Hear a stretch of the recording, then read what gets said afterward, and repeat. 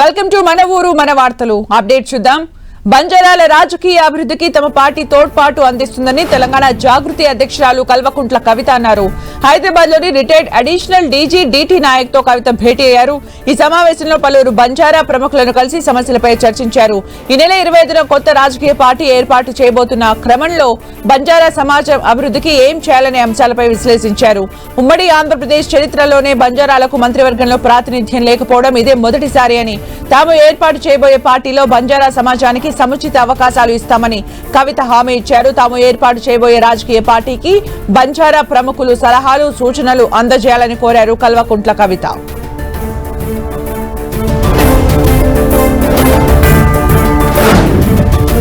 శ్రీకాకుళం జిల్లా మూలపేట పోర్టును మంత్రులు బీసీ జనార్దన్ రెడ్డి, అచ్చెన్నాయుడు పరిశీలించారు.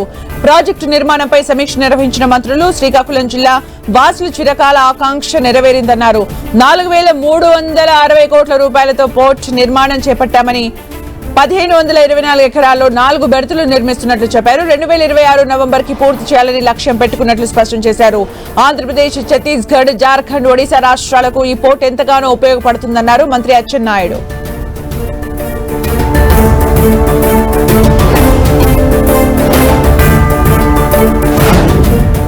కృష్ణా జిల్లా చెల్లపల్లి పోలీస్ స్టేషన్లో బాణసంచ పేలుడు ఘటనలో గాయపడిన పోలీసులను హోంమంత్రి అనిత పరామర్శించారు. మంగళగిరి ఎన్ఆర్ఐ హాస్పిటల్లో చికిత్స పొందుతున్న పోలీసులు వారి కుటుంబాలకు ధైర్యం చెప్పారు. ప్రభుత్వం అండగా ఉంటుందని భరోసా ఇచ్చారు హోంమంత్రి అనిత.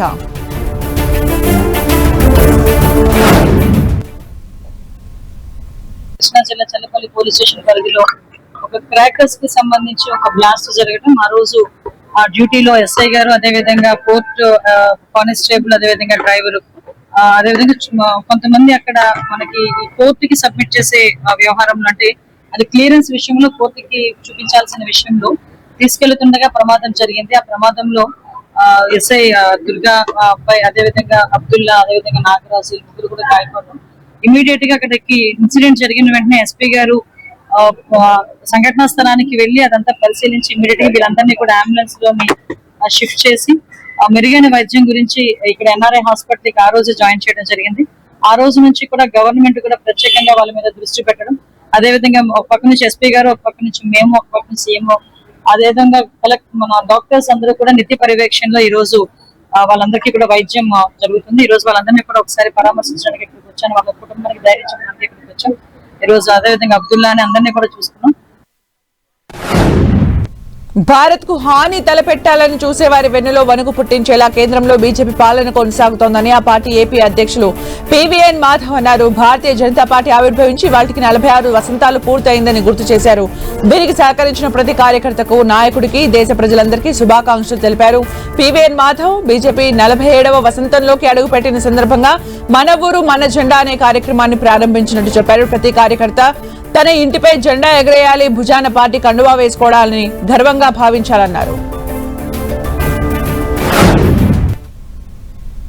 ఈ దేశాన్ని ఆక్రమించుకోవాలని, ఈ దేశాన్ని బానిస దేశంగా చెయ్యాలని ఒక తలంపు చేసిన, ఈ దేశంపై దాడి చేయాలని ఆలోచన చేసిన వాళ్ళని వెంటనే తొలముట్టించే దిశగా ఒక శక్తిశాలి భారత్ గా దేశాన్ని ఆవిర్భవించడంతో పాటు మరొకసారి దేశం అంతర్గత విభేదాల కారణంగా, మత విద్వేషాల కారణంగా, కులం పేరుతో, భాష పేరుతో, ప్రాంతం పేరుతో వైషమ్యాలు రాకుండా దేశమంతా ఒకటే ఉంచే విధంగా, దేశమంతా ఒకటే ప్రజ, ఒకటే దేశం, ఒకటే చట్టం అనే నినాదంతో మన పార్టీ ఆవిర్భవించింది. నరేంద్ర మోడీ గారి కారణంగా అనేక రకాల అభివృద్ధి కార్యక్రమాలు జరుగుతున్నాయి. ప్రతి ఊరిలో భారతీయ జనతా పార్టీ జెండా సగర్వంగా ఎగరాలి. ఆ యొక్క జెండా నీడన ఆ గ్రామంలో, ఆ ప్రాంతంలో మనం చేసిన అభివృద్ధి కార్యక్రమం ప్రజలకి కళ్ళకు కట్టినట్టు చూపించే విధంగా ఈ యొక్క కార్యక్రమం ఉండబోతుంది.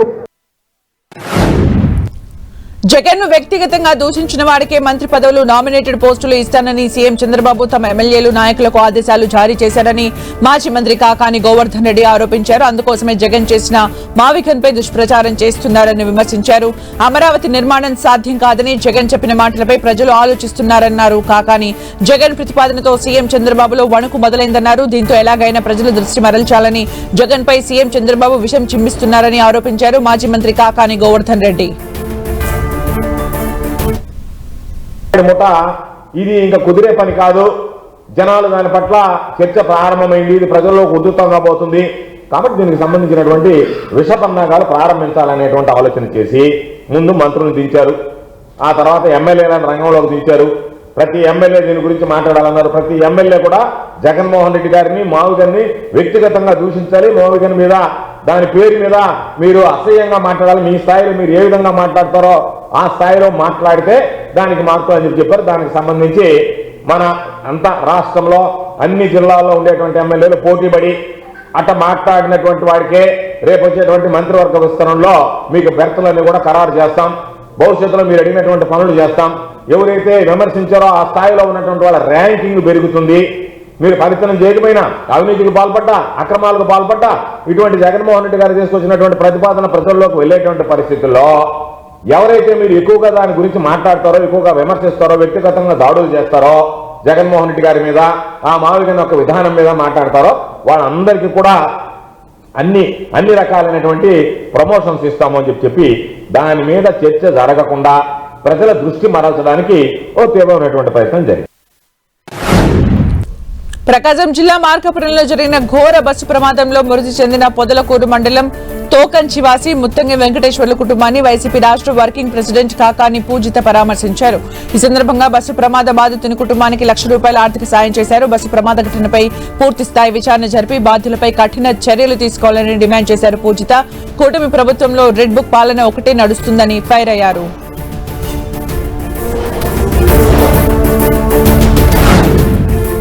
అనంతపురం జవహర్లాల్ నెహ్రూ టెక్నాలజీ యూనివర్సిటీ స్నాతకోత్సవానికి ఏపీ గవర్నర్ అబ్దుల్ నజీర్ ముఖ్య అతిథిగా హాజరయ్యారు.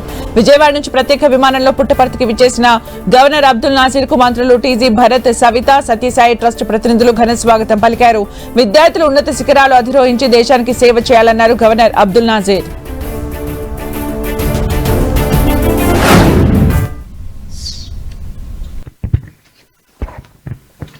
By virtue of the authority, I admit you for the award of the degrees and prove worthy of the degree. I also రాష్ట్ర ప్రభుత్వం ప్రతిష్టాత్మకంగా చేపట్టిన సన్నబియ్యం పంపిణీ పథకం విజయవంతంగా ఏడాది పూర్తి చేసుకున్న సందర్భంగా నల్గొండ జిల్లా మిర్యాలగూడలో పండుగ వాతావరణం నెలకొంది. ఎమ్మెల్యే బత్తుల లక్ష్మారెడ్డి ఆధ్వర్యంలో స్థానిక క్యాంపు కార్యాలయంలో వినూత్నంగా ఈ వార్షికోత్సవ వేడుకలను నిర్వహించారు. సన్నబియ్యం పథకం ద్వారా పేద ప్రజలకు అందుతున్న మేలును చాటి చెప్పేలా ఎమ్మెల్యే లక్ష్మారెడ్డి తన క్యాంపు కార్యాలయంలో సహపంక్తి భోజనం ఏర్పాటు చేసి స్వయంగా వడ్డించారు. అనంతరం తన కుటుంబ సభ్యులతో కలిసి సామాన్య లబ్ధిదారుల సరసన కూర్చుని సహపంక్తి భోజనం చేయడం అందరినీ ఆకట్టుకుంది. ప్రజా ప్రతినిధులకు ప్రజలకు మధ్య ఉన్న దూరాన్ని తగ్గించి అందరూ ఒకటే అనే భావనను ఈ కార్యక్రమం చాటి చెప్పింది. ఈ ఆత్మీయ సమ్మేళనానికి ముఖ్య అతిథిగా ఎమ్మెల్సీ శంకర్ నాయక్ హాజరయ్యారు.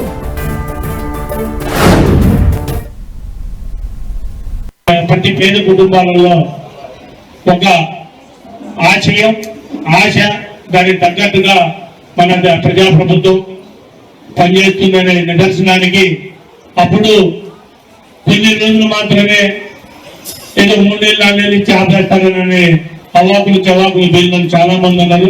కానీ కాంగ్రెస్ పార్టీ వచ్చిన తర్వాత ఎప్పుడైనా సరే గతంలో కూడా కాంగ్రెస్ పార్టీ ప్రవేశపెట్టిన సంక్షేమ పథకాలు ఎక్కడ ఆగిన దాఖలా లేదు. అలాగే గత ప్రభుత్వంలో ఉన్న ఏదైతే సంక్షేమ పథకాలు ఉన్నాయో దానిని మన ప్రభుత్వం వచ్చినాక మన సంక్షేమ పథకాలను అన్నిటినీ జోడించుకుని తీసుకొస్తున్న ప్రభుత్వం కాంగ్రెస్ పార్టీ, ప్రజాప్రభుత్వం.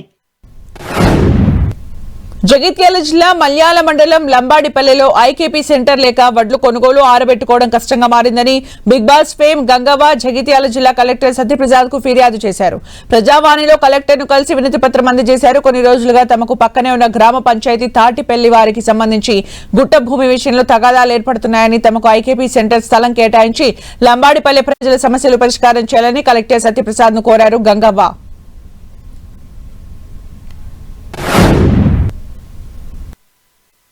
లంబాడిపల్లెకు తాటిపల్లి ఉంది, దొమ్మలకుంట ఉంది.